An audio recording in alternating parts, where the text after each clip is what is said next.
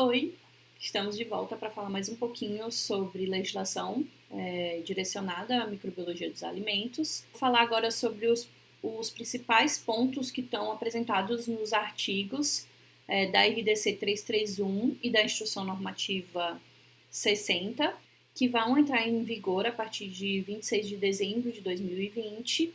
Então, a gente vai falar um pouquinho hoje sobre os aspectos gerais desses artigos que estão nessa nova resolução. No vídeo passado, a gente falou que a legislação da RDC número 12 de 2001 está sendo substituída, revogada pela RDC 331.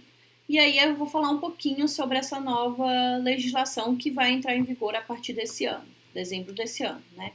Então, essa RDC, ela está lá nos seus artigos, que ela estabelece o padrão microbiológico dos alimentos e sua aplicação, que ela se aplica a toda a cadeia produtiva dos alimentos. Então, todos os estabelecimentos que estão envolvidos na cadeia produtiva dos alimentos têm que garantir que essa legislação e que seus critérios e padrões microbiológicos sejam cumpridos. Esses padrões microbiológicos vão ser aplicados aos alimentos prontos para o consumo. Então, é o alimento que vai direto para o consumidor. Diferente da RDC número 12, como eu falei no vídeo passado, a nova legislação ela não regulamenta ingredientes, ela só regulamenta alimentos prontos para consumo. A própria RDC ela traz algumas definições que vão ser importantes para o nosso entendimento. Cadeia produtiva dos alimentos. O que é cadeia produtiva dos alimentos? O que isso significa na prática? Cadeia produtiva dos alimentos são todos os setores envolvidos nas etapas de produção, industrialização, armazenamento, fracionamento, transporte, distribuição, importação ou comercialização de alimentos.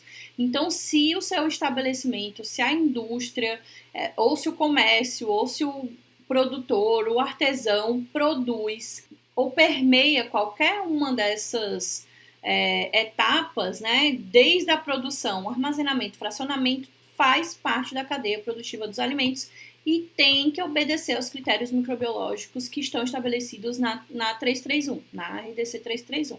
É muito importante que a gente saiba o que é essa cadeia produtiva para a gente conseguir entender onde que afeta esses critérios microbiológicos.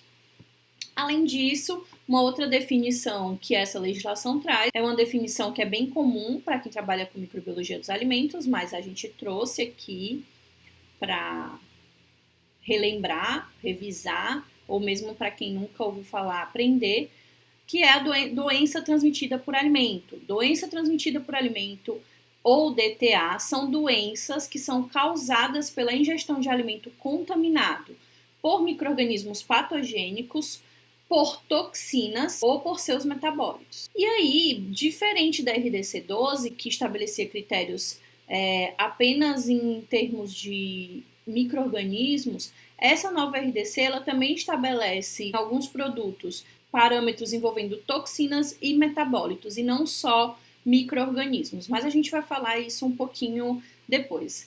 E além disso, ela também traz a definição de ingrediente. Então, o que a legislação define como ingrediente? Toda substância empregada na fabricação ou preparo de alimento, incluindo aditivos alimentares, que está presente no produto final, na sua forma original ou modificada. Então, esse que é o conceito de ingrediente trazido na RDC 331, Instrução Normativa 60. Outras definições que também aparecem nessa RDC é, por exemplo, o N, que nada mais é do que o número de unidades amostrais a serem coletadas e analisadas individualmente, respeitando um plano de amostragem, que a gente vai falar daqui a pouco o que é. C, que é o número de unidades que podem apresentar resultados entre os valores mínimos e máximos, Mzinho e Mzão, estabelecidos pela legislação. Então, o Mzinho, por sua vez, é o limite mínimo aceitável para que um alimento seja considerado com qualidade microbiológica, e o Mzão, o M maiúsculo, é o limite superior aceitável. E aí a gente vai avaliar isso mais profundamente quando a gente estiver falando de plano de amostragem, mas é importante que vocês saibam o que isso significa. E eu vou ficar relembrando para vocês daqui para frente. Então fiquem tranquilos, se vocês não entenderam ainda, vocês vão entender, e se vocês já entenderam, vai ficar mais claro depois, quando a gente for falar sobre um pouquinho como que aplica essa legislação.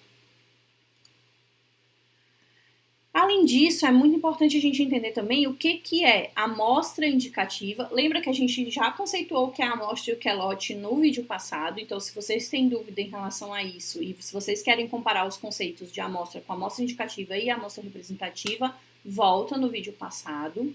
A amostra indicativa, a RDC define, a RDC 331 define como amostra constituída por um número de unidades amostrais inferior ao estabelecido no plano de amostragem. Então, se o plano de amostragem diz que eu preciso analisar 5 amostras, se eu vou lá e analiso 2 amostras, isso quer dizer que é uma amostra indicativa. Por quê? Porque 2 é menos do que 5, que é o estabelecido no plano de amostragem.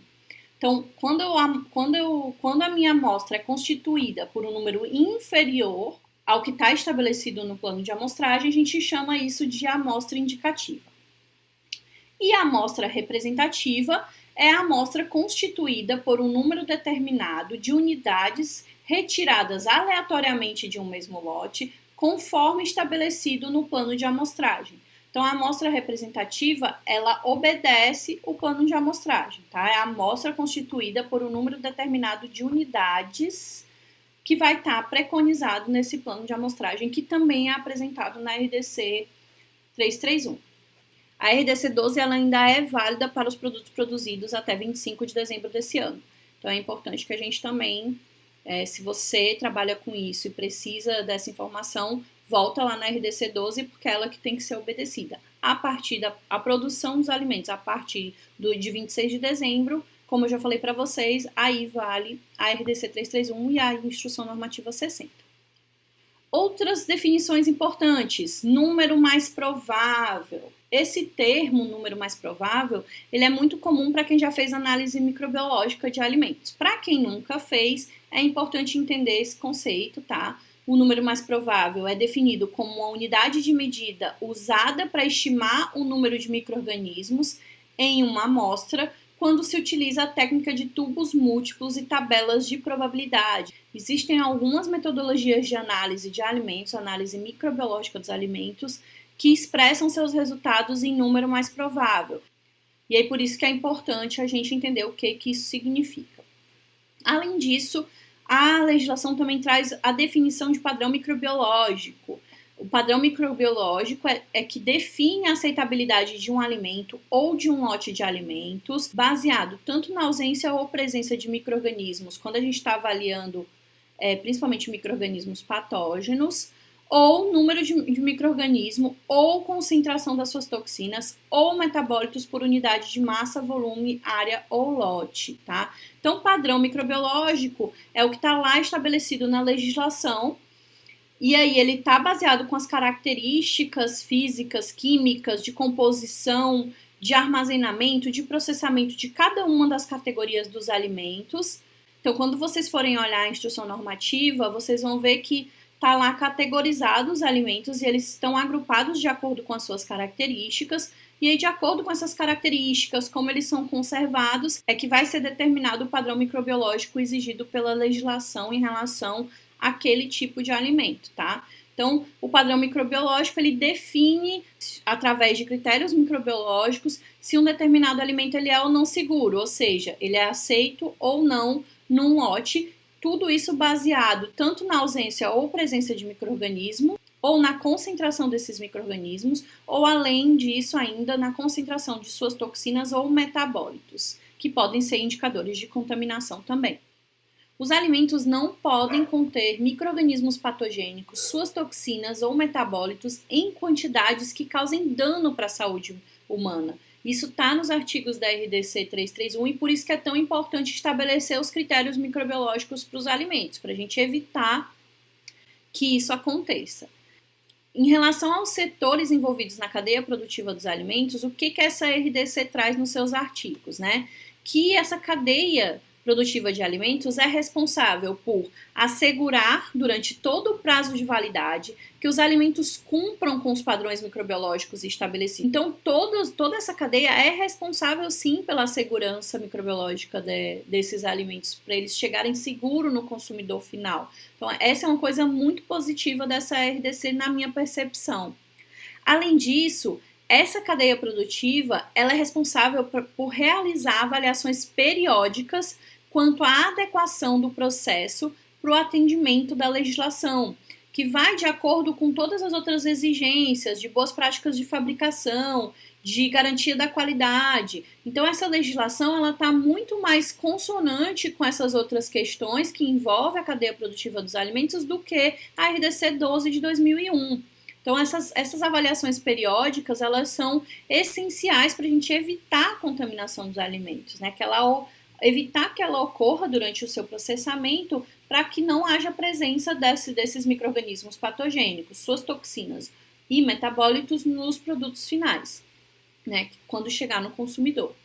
Além disso, esses setores envolvidos na cadeia produtiva dos alimentos também terão que determinar eles mesmos a frequência de análises, de forma a garantir que todos os alimentos cumpram com os padrões microbiológicos estabelecidos. Então, cada setor, cada ator da cadeia produtiva de alimentos, ele que vai determinar a frequência das análises, contanto que esses produtos eles estejam todos atendendo a esses critérios e padrões microbiológicos que estão sendo apresentados nessa RDC 331 e na Instrução Normativa 60.